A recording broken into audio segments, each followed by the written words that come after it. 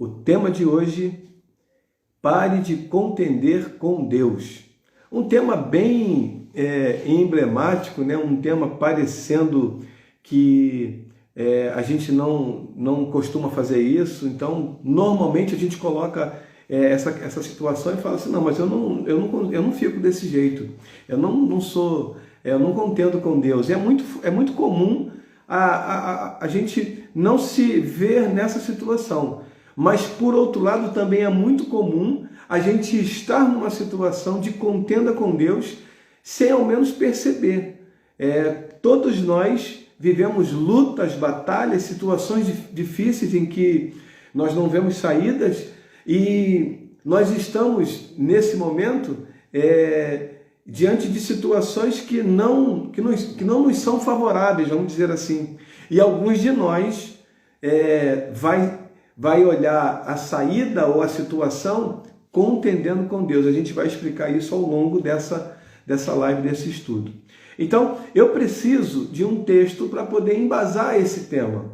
E o texto que eu vou utilizar, ele não fala de contenda. O texto que eu vou utilizar, ele não fala exatamente de contenda contra Deus ou com Deus. Mas ele tem um princípio aqui que nós vamos pegar para nós, para que possamos seguir com esse estudo. Então, o texto que nós vamos utilizar é um texto muito conhecido, que eu já utilizei em outros estudos, que é Romanos capítulo 12, versículo 1 e 2. Acompanha comigo, diz assim a palavra do nosso Deus eterno. Rogo-vos, pois, irmãos, pela compaixão de Deus, que apresenteis o vosso corpo em sacrifício vivo, santo e agradável a Deus, que é o vosso culto racional. Versículo 2. E não vos conformeis com este mundo, mas transformai-vos pela renovação do vosso entendimento, para que experimenteis qual seja a boa, agradável e perfeita vontade de Deus. Então, esse texto, como você viu, ele não trata de contenda contra Deus ou com Deus. O apóstolo Paulo, até o capítulo 11, nós já explicamos isso, vou só dar uma relembrada. Até o capítulo 11, o apóstolo Paulo faz uma explanação, uma exposição teórica dos princípios e dos ensinamentos bíblicos que ele queria passar para os irmãos de Roma. A partir daqui, do capítulo 12, ele convida a uma prática de todas essas teorias que ele expôs até o capítulo 11. E aqui, nesse capítulo 12, eu iniciei, e aí ele convoca para uma prática, ele convida os irmãos, desafia os irmãos, rogando a eles, para que eles vivam essa prática. E aqui no finalzinho do versículo 2, existe um princípio que é aquilo que acontece com aqueles que aceitam viver essa prática, aqueles que assumem esse posicionamento de viver uma prática com Deus, eles vão receber ou vão viver esse princípio que nós vamos pegar para nós, que está no final do versículo 2, que diz assim: para que experimenteis qual seja a boa, agradável e perfeita vontade de Deus. Então, eu pegando esse princípio aqui e partindo desse princípio, nós vamos entender que a vontade de Deus é sempre, ela não muda, porque Deus é imutável, então a vontade dele também não muda. Ela é boa, agradável e perfeita. Isso aqui tem que estar na minha cabeça, isso aqui tem que estar no meu coração para que eu consiga seguir em frente em paz, sabendo que a vontade de Deus para a minha vida, para a sua vida, é boa, agradável e perfeita. Então, se eu entendo, baseado nesse princípio, se eu entendo que a vontade de Deus é boa, agradável e perfeita, aquilo que vai acontecer comigo, ainda que não seja algo bom, e é aqui que a gente vai entrar, ainda que não seja algo bom, a vontade de Deus para a minha vida é boa, agradável e perfeita. Pode ser que eu não esteja vendo essa vontade na minha vida hoje, no momento em que eu estou vivendo aquelas adversidades ou aquelas lutas. Porque como nós dissemos aqui no início, lutas, batalhas, dificuldades, todos nós vamos viver em algum momento da nossa vida. E alguns até vão viver momentos de perdas irreparáveis. Então, se eu consigo entender que eu tenho um Deus que tem uma vontade boa, agradável e perfeita, e que em algum momento eu vou viver situações adversas, situações que vão contrariar a minha vontade, então eu preciso entender que mesmo nesse momento Deus vai aplicar a vontade dele à minha vida, e essa vontade é boa, agradável e perfeita. Eu sei que momentos de dor, momentos de sofrimento, nós não conseguimos enxergar isso. E é por isso que o apóstolo Paulo deixou registrado que a vontade de Deus é boa, agradável e perfeita. Por quê? Porque em algum momento da nossa vida nós vamos viver uma situação tão difícil, de tão grande sofrimento, que é possível que alguns de nós se esqueçam dessa vontade que continua, mesmo nesse momento de dor, de sofrimento, continua sendo boa, agradável e perfeita. O desafio para mim e para você, e note, aqui não é um julgamento em que eu estou falando que você está contendendo com Deus, não, isso aqui é uma reflexão para a sua vida e para a minha vida, em que eu e você, quando nós estivermos vivendo uma situação adversa que foge do nosso controle, se é que você já não está vivendo, aí nós vamos nos lembrar dessa vontade. Então, se algo acontece comigo, quer ver uma coisa? Quando eu estava falando do desafio, o desafio para nós é permanecer firme, independentemente daquilo que aconteça conosco. Porque muitos de nós, muitos, ao receber um emprego, ou a ser contratado por uma empresa, ou a passar numa prova, seja lá o que for, a primeira coisa que nós, cristãos, dizemos Deus abriu uma porta. E isso é fácil a gente dizer porque foi algo muito bom. Então, nesse momento, a gente faz uma festa, dá um culto de ação de graça, avisa para o pastor, eu agora estou empregado, pastor, eu passei no concurso, pastor, é assim, pastor.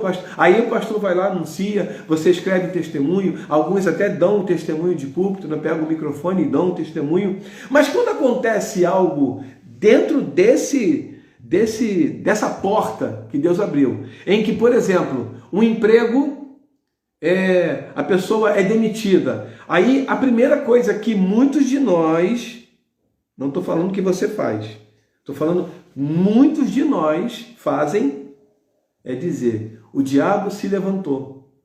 E aí nós não conseguimos enxergar Deus nessa situação. Nós não conseguimos enxergar que Deus pode ter fechado aquela porta, que Deus pode ter nos tirado daquele contexto, daquela situação, para que nós não estejamos vivendo alguma situação, ou para que nós venhamos aprender algo que não sabemos até naquele momento.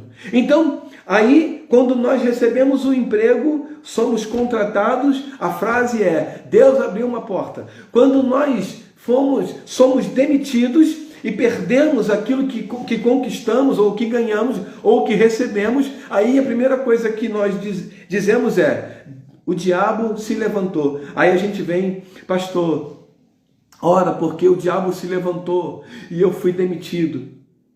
O diabo se levantou de uma forma tão grande, pastor, que eu perdi o emprego, agora eu perdi isso. O diabo se levantou de uma forma tão grande que a pessoa pediu a casa que eu alugo. O diabo se levantou de uma forma tão grande, pastor, que a pessoa que eu alugo a loja, a sala comercial, o negócio que eu tenho, pediu.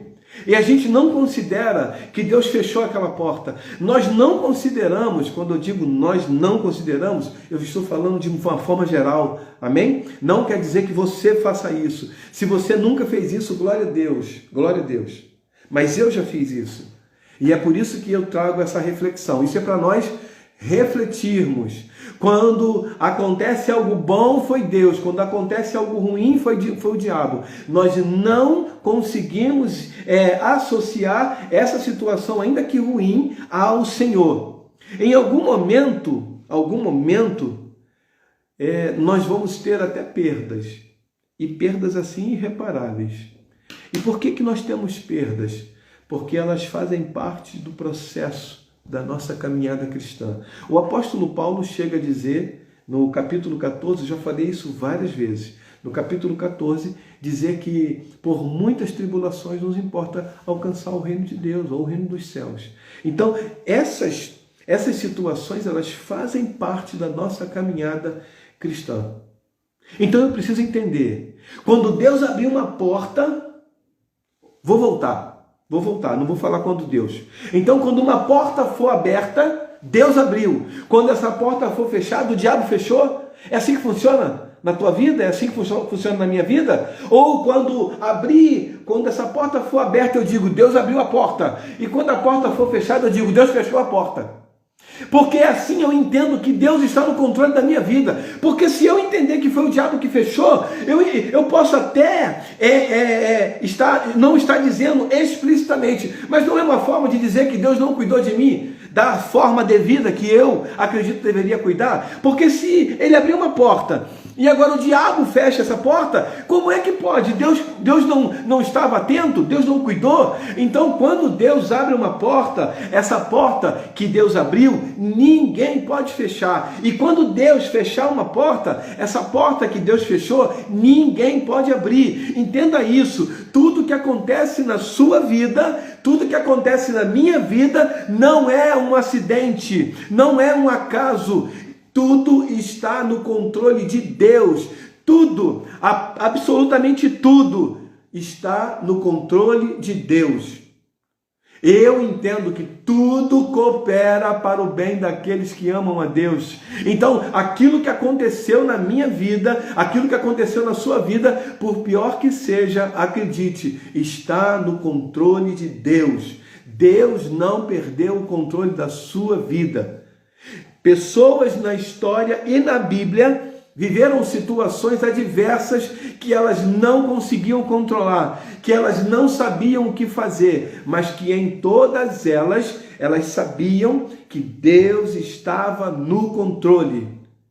O próprio Jesus, ele aqui no capítulo 26 do livro de Mateus, diz assim, Mateus 26, versículo 36, eu vou ler 36, diz assim, Então chegou Jesus com eles a um lugar chamado Getsêmani e disse a seus discípulos, assentai-vos aqui enquanto vou além orar. E, levando consigo Pedro e os 2 filhos de Zebedeu, começou a entristecer-se e a angustiar-se muito. Então lhes disse, a minha alma, Jesus dizendo, a minha alma está cheia de tristeza, até a morte. Ficai aqui e vigiai comigo.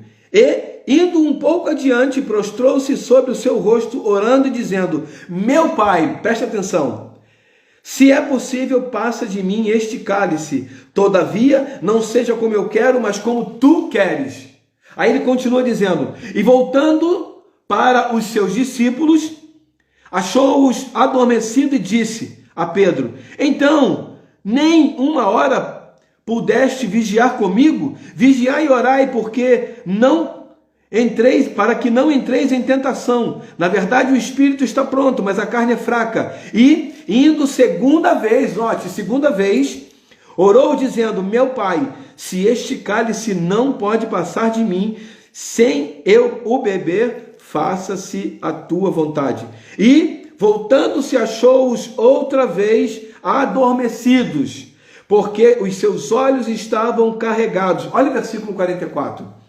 E, deixando-os de novo, foi orar pela terceira vez, dizendo as mesmas palavras. Aqui eu queria só te lembrar uma coisa, nós estamos falando de Jesus, nós não estamos falando de qualquer pessoa. E Jesus, ele participa da última ceia com os discípulos, dizendo que ansiava muito, desejava muito estar com eles naquele momento. Ele participa dessa última ceia e agora ele vai para um lugar chamado Getsêmani orar antes de ser traído, preso e julgado e crucificado. Antes disso acontecer, ele vai orar. Nesse momento, ele é 100% Deus, mas ele é também 100% homem. Nesse momento, ele começa a se angustiar dentro da sua alma. Ele diz, a minha alma está angustiada. E ele, nesse momento, começa a orar. desejando e pedindo a Deus, mostrando toda a sua humanidade. Ele diz: Pai, se possível for, afasta de mim esse cálice. Ele estava nesse momento demonstrando sua humanidade. Ele estava nesse momento dizendo: eu não aguento essa angústia. Mas ele diz assim, como homem, como ser humano, ele diz: todavia, não seja a minha vontade, mas seja a sua. Ele disse: eu coloco a minha vontade de lado para que prevaleça a sua vontade, Senhor. Meu Pai, meu Abba, meu paizinho querido, ele diz. E esse é o desafio para mim e para você. Em algum momento nós vamos nos deparar com uma situação que vai angustiar a nossa alma, que vai nos trazer profundo sofrimento. Mas a despeito da nossa vontade, eu preciso olhar para Deus e dizer: Deus, cumpra-se em mim a tua vontade. Eu sei o quanto dói aqui dentro, eu sei o quanto eu estou sofrendo, mas o Senhor conhece a minha vida melhor do que qualquer pessoa. E a sua vontade, voltando lá atrás, a sua vontade é boa, agradável e perfeita. Por isso, faça a tua vontade na minha vida. Esse é o desafio para mim e para você. Esse é o que eu e você precisamos pedir a Deus.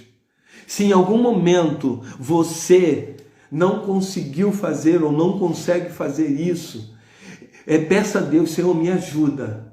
Porque eu já estive nessa situação e não entendia. E falava: Jesus, eu não estou entendendo, como é que pode isso acontecer? E eu falava: Senhor, me ajuda a entender esse momento. Me ajuda a demonstrar essa confiança incondicional ao Senhor. Porque o nosso caráter, o meu caráter, o seu caráter, o caráter verdadeiro de um homem, de uma mulher de Deus, ele é provado nos momentos de angústia e de dor. Porque nesses momentos que eu e você demonstramos através de atitudes em quem nós temos crido, em quem nós temos confiado. Se eu inicio dizendo: a vontade de Deus é boa, agradável e perfeita, quando alguma coisa boa acontece, e quando alguma coisa foge do meu controle, alguma coisa sai assim, parece, né, que o trem saiu do trilho, parece. Aí eu digo que foi o diabo que se levantou? Não, eu continuo dizendo: a vontade de Deus para a minha vida é boa, agradável e perfeita. Quando Jesus estava sendo crucificado, aparentemente, parecia um momento de derrota. E o diabo até achou que tinha vencido. As pessoas que estavam à volta, elas estavam certas, não todas, né? Mas elas estavam certas de que aquilo ali era o momento da vitória. Aqueles que tramaram a sua prisão e a sua crucificação, eles no momento eles falaram: conseguimos, vencemos. No sábado, ele foi morto. Perdão, na sexta-feira ele foi capturado e crucificado. No sábado, ele estava morto e sepultado. No domingo, ele ressuscitou. Então aquilo que parecia perda se transformou em vitória. Aí o apóstolo Paulo faz a seguinte pergunta no livro de 1 Coríntios, capítulo 15. Ele pergunta assim: ó morte, onde está a tua vitória? Ó morte, onde está o teu aguilhão? Nesse momento o apóstolo Paulo chama à existência aquele período em que, no momento em que ele estava sendo crucificado, parecia que ele estava perdendo. Parecia que Jesus estava perdendo. Então eu queria te dizer uma coisa aqui, meu irmão, minha irmã. Quando um crente parece ou está numa situação de perda, é aí que ele vai ser vitorioso. É aí que Deus vai se levantar e estabelecer a vitória. E a vitória nem sempre é ganhar aquilo que nós queremos. A vitória nem sempre será fazer aquilo que nós queremos que seja feito. Mas a vitória de Deus, ela sempre vai prevalecer na minha vida e na sua vida. O desafio para mim e para você é permanecermos firmes diante do Senhor, dizendo todos os dias, em todos os momentos, em todas as circunstâncias: a vontade de Deus é boa, agradável e perfeita. E eu quero vivê-la, independentemente do que aconteça, mesmo contrariando a minha vontade. Aliás, eu me submeto à tua vontade, Deus. Eu coloco de lado a minha vontade e me submeto à tua vontade, porque ela é boa, agradável e perfeita. Amém? Eu não sei o que você está vivendo, eu não sei qual é a situação, talvez uma situação até de perda, mas lembre-se, a vontade de Deus para a sua vida é boa, agradável e perfeita. Ela não muda. Mesmo que algo fugiu do seu controle, mesmo que algo aconteceu que trouxe para você lágrimas, trouxe para você sofrimento, dor, dentro da sua alma, exatamente como Jesus estava, né? Jesus estava angustiado aqui dentro da alma. E ele, demonstrando a sua humanidade, porque ele não deixou de ser Deus para ser homem. Ele era 100% Deus e 100% homem. Isso se juntou para tornar possível o cumprimento da profecia, o cumprimento do plano de Deus para a nossa vida. Então, nesse momento, Jesus estava demonstrando a sua humanidade, dizendo: Pai, se possível for, afasta de mim esse cálice. E ele fez essa oração 3 vezes. Note, ele fez essa oração 3 vezes. Aqui, no versículo 44. E deixando-os de novo, foi orar pela 3ª vez, dizendo as mesmas palavras. Ele orou 3 vezes a mesma coisa. Pai, se possível for, afasta de mim esse cálice. Contudo, não seja a minha vontade, faça a tua. Pai, se possível for, afasta de mim esse cálice. Contudo, não seja a minha vontade, mas seja a tua vontade que prevaleça. Pai, se possível for, afasta de mim esse cálice. Todavia, não seja a minha vontade que prevaleça, mas a tua vontade, que é boa, agradável e perfeita. Eu estou usando o texto do apóstolo Paulo. Ele orou 3 vezes. Jesus orou 3 vezes. Mas a despeito de todo o sofrimento que ele sabia que iria passar, ele diz: todavia, seja feita a tua vontade e não a minha.